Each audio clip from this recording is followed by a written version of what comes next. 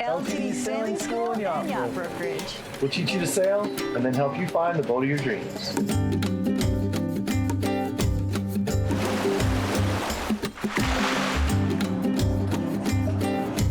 LTD Sailing, live the dream! Hi, I'm Chris. I'm Crystal. We're here with LTD Sailing School and Yacht Brokerage. Living the dream in Prickly Bay. And today we're on a really cool boat. Nice day out, a little blustery, but beautiful. We're on 1999 Andrew Simpson designed. It's a RQC 38. What is that? It's a cool boat. It's got cedar strip planking core with epoxy and fiberglass outer layers. So basically the same as a fiberglass built boat. Instead of a balsa or a foam core, we've got cedar planking for the core. So really does that make it lighter or faster? It makes it lighter, it makes it stronger, and it just makes it an interesting, really special boat, honestly. It has, good structure. It's a great design. There's nothing wrong with that layup and that design. It actually has a lot of advantages over balsa core for sure. Yeah, it's just a neat design boat. They're limited. It's basically a custom design boat, so there's not a lot of these out there, although there are 2 of them in Grenada somehow, so that's kind of cool. Attracted to Grenada. Yeah. There is a lot of nice wood accents if you look around the boat. I mean, it's still light and airy. You don't see most of that cedar planking, but right above our heads, you guys can't see it on camera, but right above our heads, there's beautiful wood grain that's just gorgeous. You can see that cedar strip planked. It's all kind of set in a herringbone pattern, and it's just a really nice accent, really nice detail to the boat. Yeah, when I got on board, I was talking to John about the exposed screws and stuff, which make it really practical. And just looking around, he showed me everything is so accessible. Yeah. You don't have to take a bunch of stuff apart to get what you need to do. It's not even just the deck hardware, which all the deck hardware, the jib cars we see right above our heads, the winch mounting spots and stuff like that. You can access the hardware from underneath. There's access back in the mechanical storage space back behind the head, where you have access to the water pumps, the Watermaker, a lot of that stuff. And then the engine access is amazing. I don't think I've ever seen better engine access on a boat this size for sure. Yeah, 38 feet. 38 it's very roomy. And you can totally access all sides of the engine. Really a great setup for that. Really well thought out. Yeah. So it's got 2 cabins, but it's got 5 berths. Yeah, potentially, right? If you were doing a passage or if you were doing some offshore racing or something, you needed to pile some crew on, there's lots of space. We've got a cabin aft with a double berth there. We've got the V berth forward, that's a double up there. And we potentially have a double here where we're sitting, and another single there, and another single back of the Navstation. So we figured 8 people. You could fit 8 of your closest friends. If you knew that many people you want to be on a 38-foot boat with, then that would be awesome. It also just means the boat is that much more space if you were actually running this boat with 2 people or 4 people. It's just lots of space, lots of interior volume, and it just feels open and airy, nice light colors. The boat just feels really spacious for the size. So this boat in particular was built by Dick McKlarey. He's a well-known UK sailing writer. He's got a website, you can check it out. What's it called? I've got it written here, sailboatcruising.com, sailboat-cruising.com. Check it out. There's a 9-part series on the construction of this boat. Him and his wife built this boat together, and then they sailed it together after that. So they were the original owners. John bought this boat from them directly, so John's the second owner. He's only had this boat for a shorter period of time and ready to do some other adventures. Yeah, so this boat, it's 26 years old. Okay. And they sailed it for 25 years. Nice. So for 25 years, this was their home. And writing about it and working on it and maintaining the boat the whole time. So, and then John has taken that on and taking great care of the boat as well. Yeah, because one of the things he told me was, I was asking about rain catchment, and he said he looked it up and he was able to easily set up the Bimini to catch rain. Yeah, the original owner had it all set up for that, and he was able to research it on the website and find some photos. Yeah, very cool.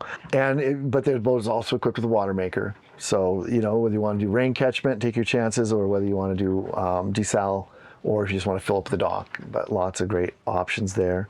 We talk about the construction, the design of this boat. It's really set up as a blue water boat. There's a lot of what you would call blue water features on this boat. Watertight crash bulkheads. We've got a mast, a strip on the mast, separate track on the mast for a storm trysail. It's got a very versatile sail plan layout. Even the stanchions look very durable. Yeah, the rigging is actually all oversized as well. So yeah, it's just great setup that way. The cockpit has a deep well cockpit, very secure, very safe cockpit layout. And then it also has the self-steering, so wind vane self-steering on the back. It's totally set up for that. It is tiller steering boat, so for the regular autopilot, electronic autopilot, it uses a tiller pilot, and there's 2 rams on board for the tiller pilot. So lots of options for self-steering and ability to kind of sail this boat. So it sounds like there might be a lot of redundancy as well. There is, yeah. I mean, just it's set up for going offshore and being safe and being able to do those passages. It's a lot of what I would call blue water sailing boats, though, are very heavy, very clunky, very slow, let's be honest, and this boat is really set up with more of a performance offshore cruising in mind. So it's definitely a fast boat. It sails well, it points well. It's just a great sailing boat. And it's got seven sails. 7 different sails, yeah. So you've got your main sail, of course. You've got a Genoa, see if I can remember them all. You got a Genoa, you got a Yankee up front, so a smaller, high-footed cutaway jib. You got a staysail that goes on inner stay from the mast, so sort of a cutter rig setup. And then there is a trysail on the mast. There's a storm jib, and we've got a spinnaker on board. I think I hit them all. But what I really like when you think about that versatility in the sail plan, a lot of modern boats, when I go to reef, if the weather's getting up there, we got 30 knots, maybe down here we've had 30 kind of all week, I think. It's 30 out there right now. Yeah. But it starts getting up there, higher and higher winds. When I put my reef in the mainsail, my center of effort for that mainsail, it comes down and it comes forward, which is perfect. That's where I want it. I want that low center base. But on a on a modern boat, Genoas, Beneteaus, lots of different boats out there. When I go to put that reef in the jib or the Genoa, I'm rolling it up and I'm moving my center of effort up and out, which is going to unbalance. It's going to destabilize the boat. Yeah, I'm reducing my sail plan, I'm reducing the power, but I'm putting that power in a place I don't want it. And what I love about this boat, if I'm getting in heavier air, 30 knots, 40 knots, I can put that reef in the main, I can bring my center of effort in and down, but then I can also get rid of that sail out on the outside, bring in my staysail, and now I've brought that center of effort down and in again. So I really am going to have a well-balanced, easy, well-behaved boat out there in heavier conditions. Part of the performance that you're looking for in a boat. Yeah, well, and safety. I mean, I think it's really that blue water ability. We're not just trying to go fast here. We're actually trying to go fast, but also do it safely. Yeah, and that was another one of the questions I had was when you were doing your research, what was the logic behind the different levels in the boat? And you had explained that it's all about safety as well. Yeah, well, and also maximizing that space, right? Because as the hull is down lower and as it comes out, it gets wider, so we have more space going if we go up a little bit. So there's a little step up going into where the galley and the Navstation are, and that area just gives you more space because the hull is wider at that point, so they stepped it up a little bit. The other thing that does, though, is because we've got this great visibility with all these windows around, lots of light coming in. It also allows me to just stand there at the galley or from the Navstation and look around and have a great visibility.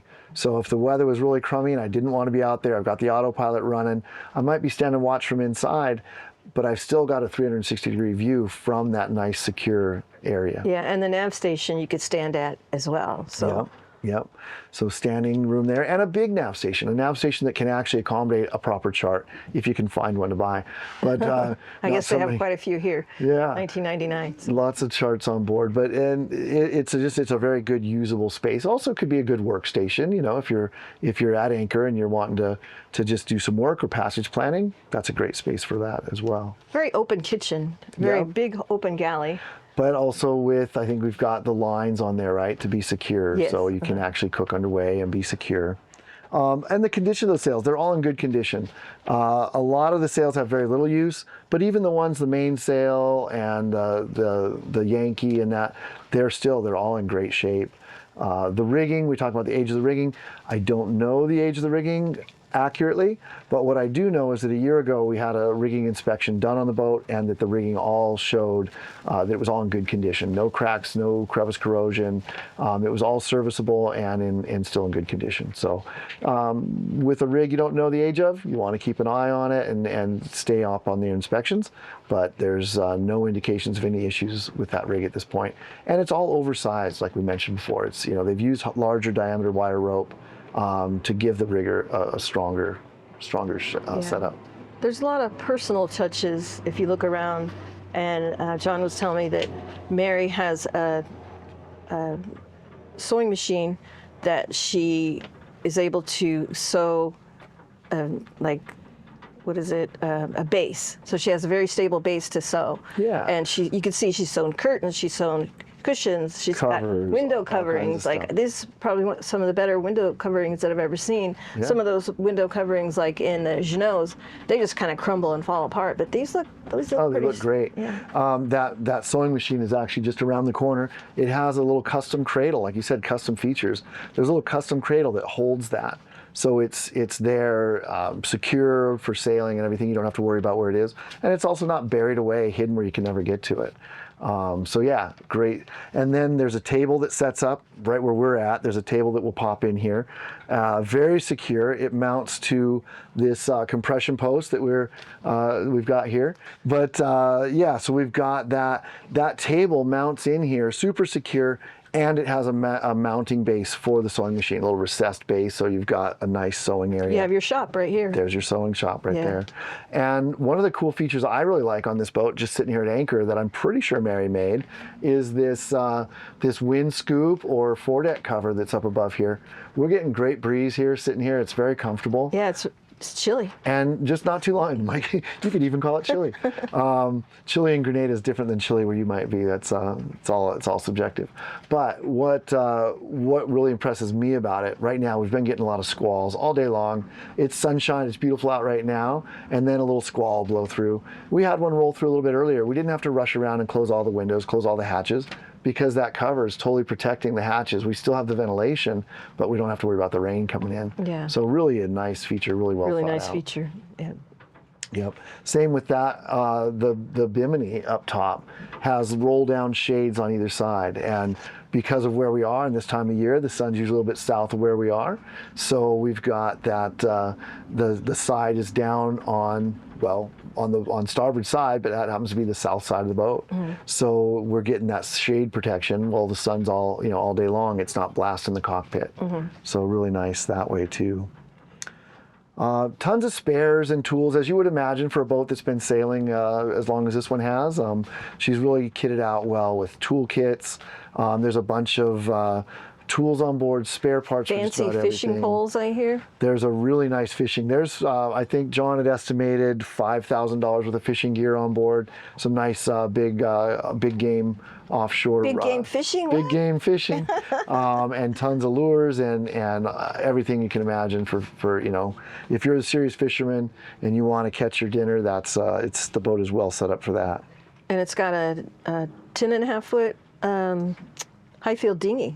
Yeah, So very nice aluminum bottom Highfield Dinghy.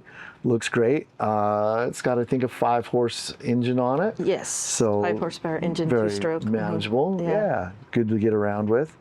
We talk about the anchors set up. This boat has a Rockna anchor as a primary, and there's another secondary, actually here in this bottom of this sail locker.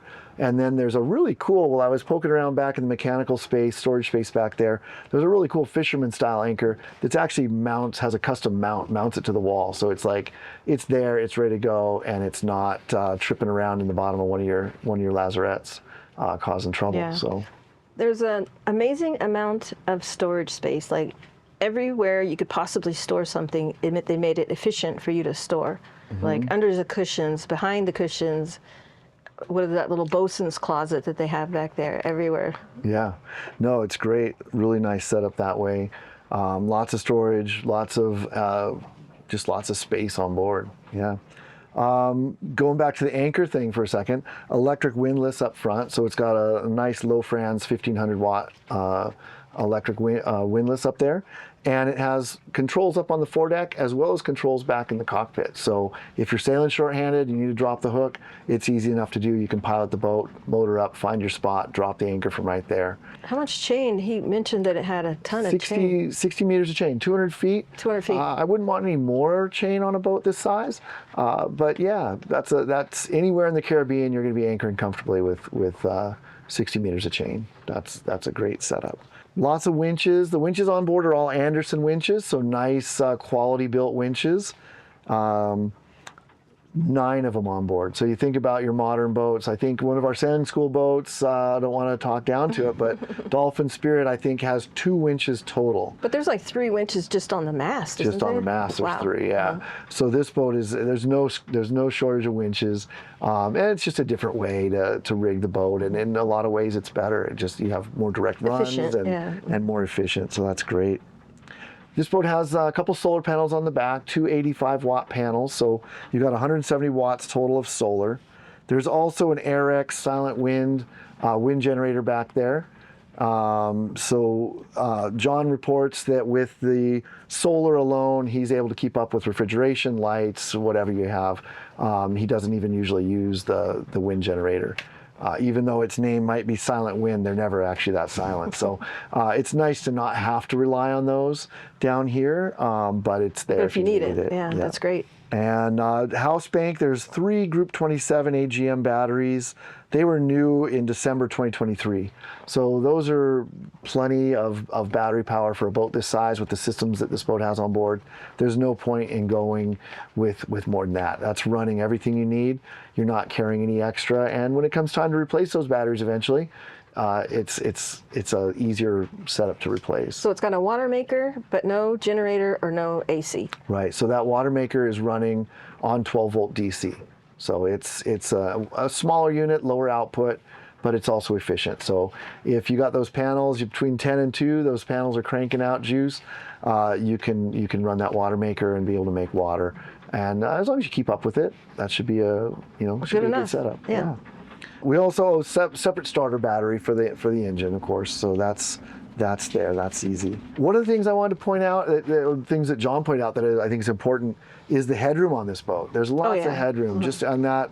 In that area when you first come down the galley area, there's really good standing headroom, and then all of the bunks have 7-foot plus length. Huge, yeah. Very good, totally spacious. So if you're taller and you're worried about headroom on a smaller boat, this is a good option. Now, it doesn't carry that same headroom throughout the boat. It'd look kind of goofy if it did. But there is plenty of standing headroom around the galley, the nav station, the bunks. Once you're laying down, you don't have to worry about headroom. You just got to worry about how long that bunk is. Yeah. And that's also plenty of space. Really a nice, spacious feeling boat. Anything else you thought about the boat, Crystal?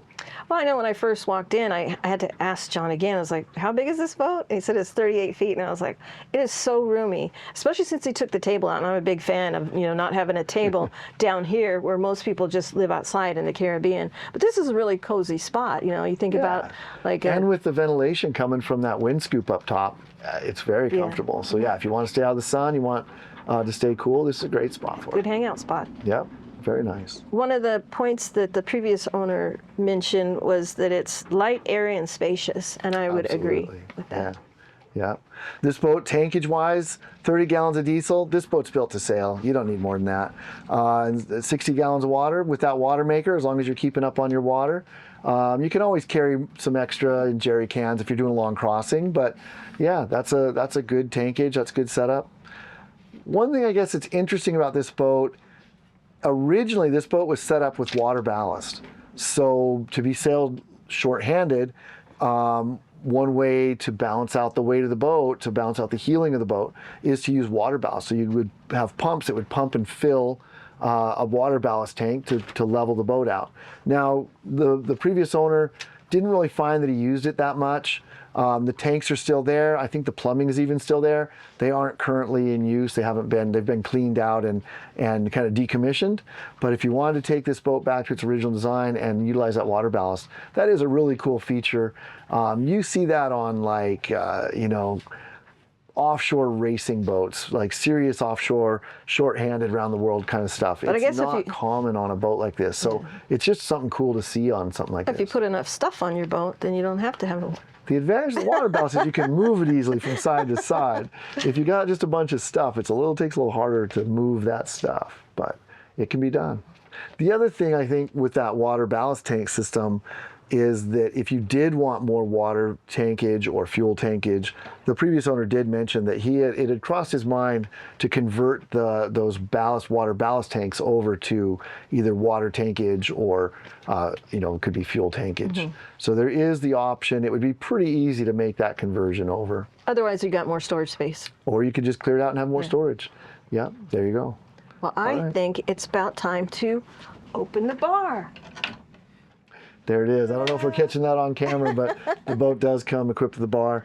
And we actually have some good friends on a boat just behind us who have invited us over for cocktail hour, sunset. So let's do it. We're going to grab John and we're going to go to the next whiskey bar. So if you're looking for a 38-foot, if you're just looking for a smaller, maybe in the more affordable range, this boat feels way bigger than 38. So yes. I think it has the economy of a 38-foot boat, but the space of a much bigger boat. Yeah. Come on down to Grenada. Buy a boat. Come on down. Let us know. Drop me an email. Happy to help out any way we can, and be happy to do a live video tour of this boat, kind of show you the nooks and crannies, show you that bar that's off camera, and take you to happy hour. Take you to happy hour. Anyway, take care, you guys. Have a great day. Bye.